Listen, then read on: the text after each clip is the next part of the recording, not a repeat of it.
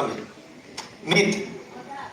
Okay હાલો, page number તમે 18 પર જોશો ને તો વખારના જે પ્રકાર આપવામાં આવેલા છે તે વખારના પ્રકારનો ચાર્ટ પાછળ છે. એમાં જે તમે 3 ભાગમાં વખારને ડિસ્ક્રાઇબ કરવામાં આવેલી છે. પહેલો તમે જોશો ને તો માલિકીની દ્રષ્ટિએ, તો માલિકીની દ્રષ્ટિએ પણ 2 ભાગ આપવામાં આવેલા છે. માલિકીની દ્રષ્ટિએ તમે એમાં જોશો તો વિશિષ્ટ વખાર, ખાનગી વિશિષ્ટ વખાર અને સામાન્ય વખાર. પછી કર ભરેલાની દ્રષ્ટિએ વખાર છે, તો તેમાં કર ભરેલાની દ્રષ્ટિએ કર ભરેલી વખાર અને કર ન ભરેલી વખાર. ત્યાર પછી માલની હેરફેર માટેના પ્રકારો આપવામાં આવેલા છે. તો માલની હેરફેરના પ્રકાર જોશો ને તો 2 ભાગ આપવામાં આવેલા છે, માનવ બળ દ્વારા સંચાલિત અને પશુ બળ દ્વારા સંચાલિત. હવે પછી તેમાં અન્ય પ્રકારોમાં તમે stop right.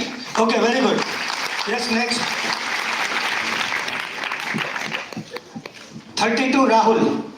Okay, page number 32 ઉપર જોશું કે મધ્યકાલીન સાહિત્ય. આપણું મધ્યકાલીન સાહિત્ય કે પ્રાચીન ભારતના 2 મહાન ગ્રંથ રચાયા હતા. એમાં જોશું કે રાજીત રંગીણી અને કથા ચરિત્રાગર એમ બે પ્રખ્યાત ગ્રંથ રચાયા. એમાં રાજીત રંગીણીએ ખૂબ જ કશ્મીરનું પ્રખ્યાત ગીત જોતા. ઉપરાંત પૃથ્વીરાજ ચૌહાણે હિન્દી ભાષાના સાહિત્યની વીરતાનું પૂર્ણ પણ ત્યાંનું શરૂઆત કરવામાં આવી હતી.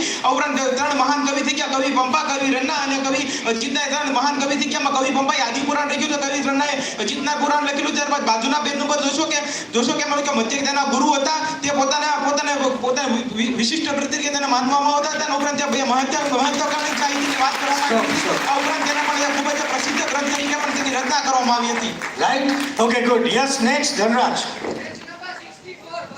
Okay, on page number 64, you can see the chapter 4's last page has been given out. In page number 64, you can see the detail has been given out of topic infertility, which was started on page number 63. At the bottom of the page 63, infertility started.